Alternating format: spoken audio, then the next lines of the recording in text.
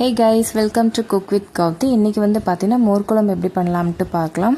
நான் வந்து பார்த்தீங்கன்னா நீர் பூசணிக்காயில் தான் வந்து மோர் குழம்பு பண்ணலாம்ட்டு இருக்கேன். ஸோ நீர் பூசணிக்காய் கட் பண்ணி ஒரு பாத்திரத்தில் போட்டு அதை முழுகிற அளவுக்கு கொஞ்சமாக தண்ணி விட்டுக்கோங்க. அதோடவே வந்து பார்த்தீங்கன்னா மஞ்சத்தூள் ஆட் பண்ணிக்கோங்க. கருவேப்பிலை கொஞ்சம் ஆட் பண்ணி நல்லா கலந்து விடுங்க.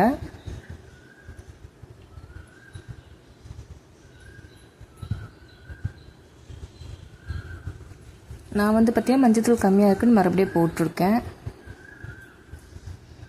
நெக்ஸ்ட்டு மூடி போட்டு ஒரு 10 நிமிஷத்துக்கு வேக வைங்க. நம்ம பேஸ்ட் ரெடி பண்ணுறதுக்குள்ளே வெந்துருச்சுன்னா நீங்கள் ஸ்டவ் ஆஃப் பண்ணி வச்சுக்கோங்க.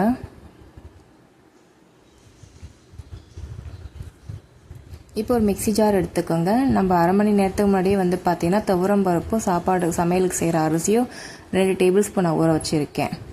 இப்போ ஒரு மிக்ஸி ஜார் எடுத்துக்கோங்க. தேங்காய் ஆட் பண்ணிக்கோங்க. ஒரு பச்சை மிளகாய் ஆட் பண்ணிக்கோங்க. ஒரு டேபிள் ஸ்பூன் சீரகம் ஆட் பண்ணிக்கோங்க. நம்ம அரை மணி நேரத்துக்கு முன்னாடி ஊற வச்சுருந்தா துவரம் பருப்பு சமையலுக்கான அரிசியும் ஆட் பண்ணிக்கோங்க. இஞ்சியும் ஆட் பண்ணிக்கோங்க. இஞ்சி வேண்டாம்னா ஸ்கிப் பண்ணிவிடுங்க. அரைச்சி எடுத்து ஒரு தனியாக ஒரு பாத்திரத்தில் மாற்றி எடுத்து வச்சுக்கோங்க. அதே மிக்ஸி ஜாரில் வந்து பார்த்திங்கன்னா கொஞ்சம் நமக்கு தேவையான அளவு தயிர் ஆட் பண்ணிக்கோங்க. ஆட் பண்ணி மிக்ஸி ஜாரில் ஒரு பிளெண்ட் பண்ணி இன்னொரு பாத்திரத்தில் மாற்றி எடுத்து வச்சுக்கோங்க. அப்படியே அந்த மிக்ஸி ஜாரை கொஞ்சமாக கழுவி அந்த தண்ணி வந்து பார்த்திங்கன்னா அதே பாத்திரத்தில் ஊற்றி வச்சுக்கோங்க.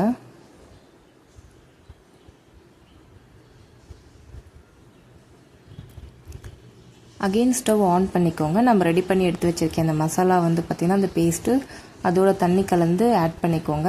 இந்த சமயத்தில் வந்து பார்த்திங்கன்னா நீங்கள் ஸ்டவ் வந்து ஹை ஃப்ளேமில் வைக்கக்கூடாது, சிம்மில் தான் வச்சு செய்யணும். இல்லாட்டி அடிப்பிடிக்க சான்சஸ் இருக்குது. இதில் நமக்கு தேவையான அளவு உப்பு ஆட் பண்ணிக்கோங்க. கொஞ்சமாக தண்ணி சேர்த்துக்கோங்க. இது திக்காகிற மாதிரி இருந்துச்சுன்னா ரொம்ப. மஞ்சத்தூள் ஆட் பண்ணிக்கோங்க கலருக்காக.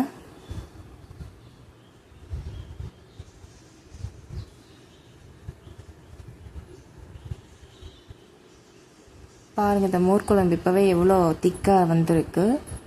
நமக்கு தேவைப்பட்டால் கொஞ்சமாக நம்ம தண்ணி ஆட் பண்ணிக்கலாம். நான் வந்து பார்த்திங்கன்னா மோர் வந்து கொஞ்சம் தண்ணியாட்டம் எடுத்து வச்சுருக்கேன்ட்டு இந்த கன்சிஸ்டன்சி போதும்னு வச்சுட்டேன்.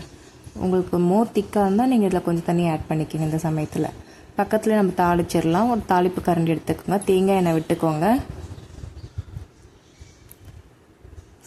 கடுகு, சீரகம், வெந்தயம் கொஞ்சமாக ஆட் பண்ணிக்கோங்க. காஞ்ச மிளகாய் ஒரு 4 கட் பண்ணி ஆட் பண்ணிக்கோங்க. கருவேப்பிலை ஆட் பண்ணிக்கோங்க.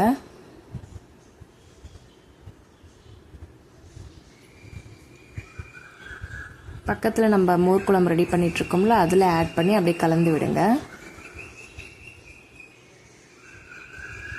பாருங்கள், மோர் குழம்பு எவ்வளோ திக்காக இருக்க மாதிரி இருக்குது.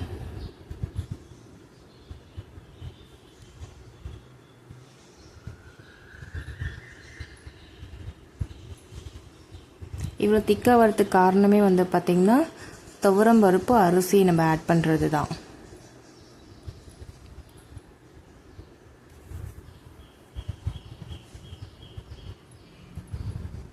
இப்போ ஒரு 2 நிமிஷத்துக்கு அப்படியே கலந்து விடுங்க.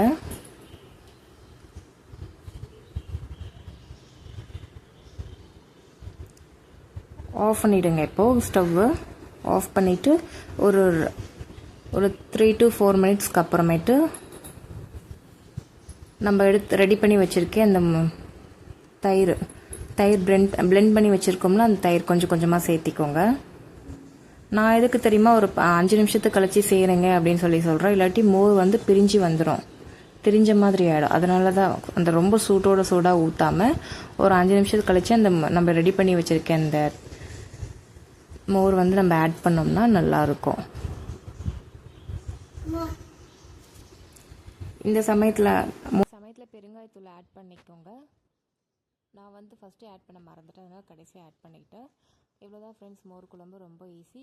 ஒரு 10 to 15 நிமிஷத்துக்கு அப்புறம் மோர் குழம்பு திக்காயிரும். வீட்டில் ட்ரை பண்ணி பார்த்துட்டு எப்படி வந்துச்சுன்னு கமெண்ட் பண்ணுறேன். தேங்க்யூ.